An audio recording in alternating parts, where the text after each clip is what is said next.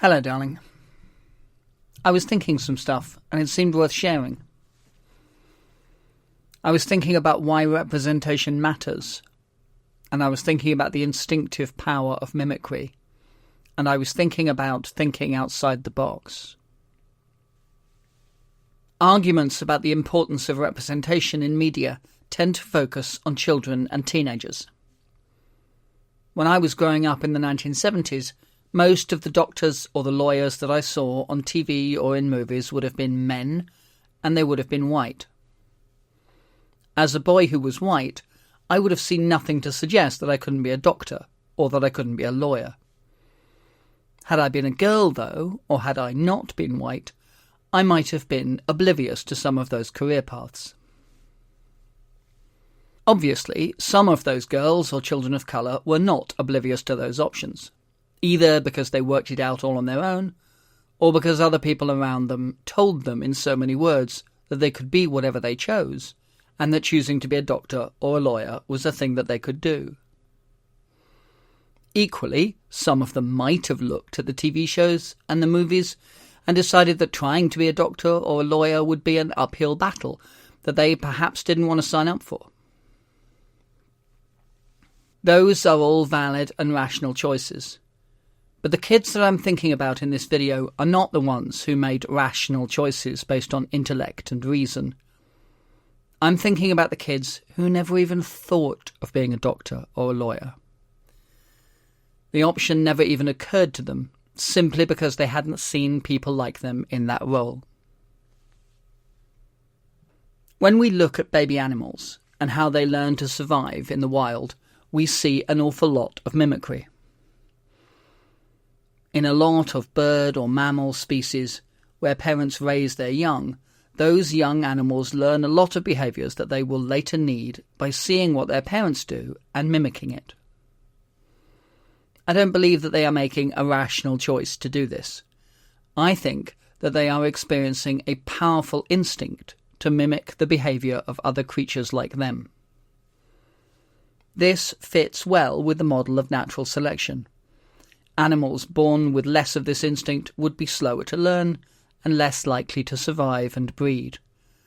That would mean that this instinct to mimic would have been reinforced by natural selection again and again for thousands of generations. This is no longer something that some baby animals do for some of the time. It becomes an overriding compulsion. They can't choose not to do it, any more than they can choose not to breathe. We are animals too, and I think that this overriding compulsion towards mimicry is a big part of how human babies and children learn as they grow. Whether that is learning how to walk or how to stack up a pile of building blocks, these are not things that babies choose to do through rational decisions. They are generally learned through instinctive mimicry. They mimic adults and older siblings and other kids at nursery. They can't choose not to do it any more than they can choose not to breathe. Even when they grow up to be teenagers, the instinct to mimic is still a powerful thing. It's how they survive the politics of the playground, and they are expected to do a lot of it in the classroom as well. As someone who used to be a teacher, I can remember a lot of talk in departments about how we could more effectively model successful learning behaviours. The idea of modelling a skill as a teacher is to explicitly perform that skill yourself, to give the students someone to copy, someone to mimic. We have all inherited from our mammalian ancestors an overriding compulsion to mimic the behaviour of other creatures that look like us. And the more like us they look, the more powerful the compulsion. I think that this model of compulsive mimicry is an interesting lens to use when looking back at the issues of representation in media. I think that we might have more sympathy for those 1970s girls and children of colour who weren't playing make-believe about being doctors. It wasn't a lack of imagination on their part. They were experiencing an overriding compulsion to mimic people who looked like them. I don't think that this compulsion ever goes away. I suppose that most adults think of themselves as rational beings and might tend to gloss over the impact of instinct or compulsion on their behaviour or decision-making. But when I look at modern society and culture through this lens, I certainly do see some things in a different light.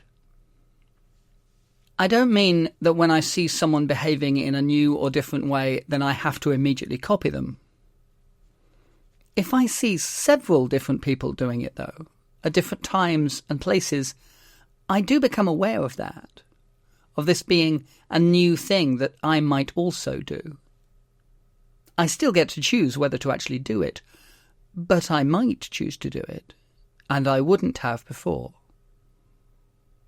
Back in the 1970s, I never saw people walking their dogs bending down to bag the poop.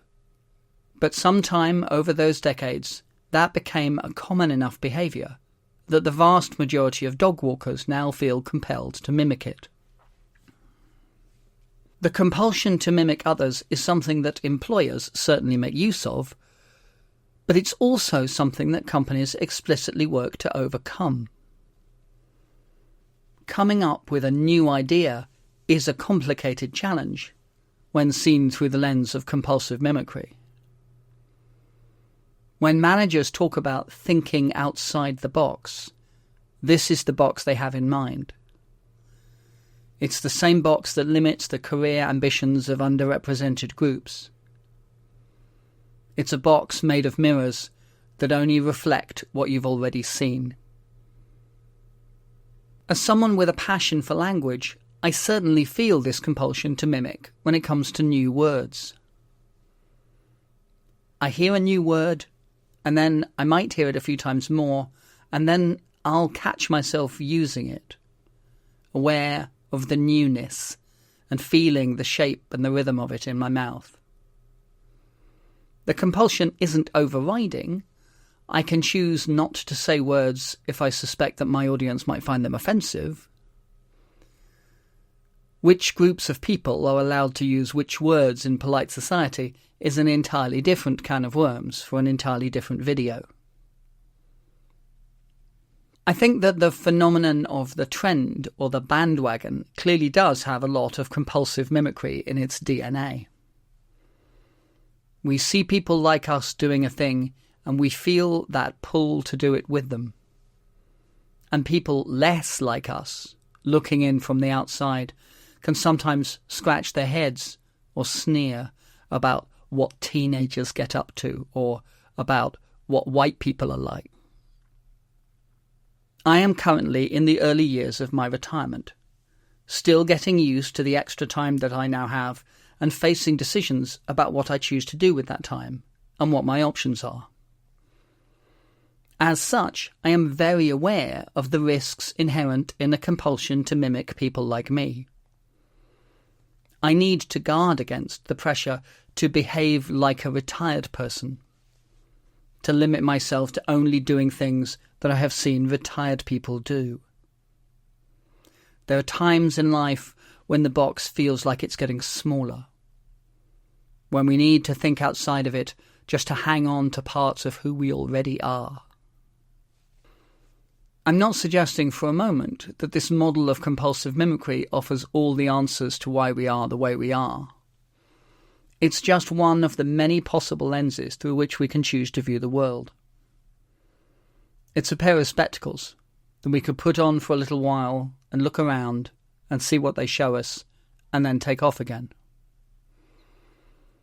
For myself, I am fond of this model because I like to be reminded that I spend most of my life in a box of mirrors, and that sometimes there are choices that have never even occurred to me, but that I can maybe trick myself into seeing them out of the corner of my eye. Anyway, that's what I was thinking about, and it felt worth sharing. See you soon.